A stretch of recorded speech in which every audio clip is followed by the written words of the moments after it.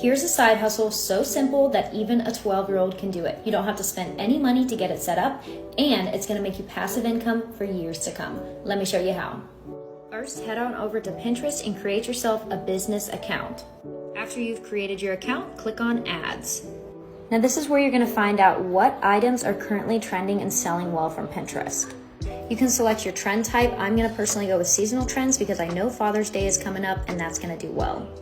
Now head over to Canva and make a simple design. Head on over to Printify and create a free account. Look for a basic t-shirt in the catalog and then put your design on it. Then head over to Etsy and create a free account. Then go back to Printify and connect your Etsy account. Now the reason we're connecting our stores is because when Etsy receives an order, it's going to send the order straight to Printify. And when Printify receives the order, they're going to create the order and ship it straight to the customer, which means you don't have to do anything. And like I said, this is completely automated, which means you're going to be making passive income. Whether you're sleeping, on vacation, out at the grocery store, you're going to be making money. So don't forget to save this video and follow along for the best ways to make money online.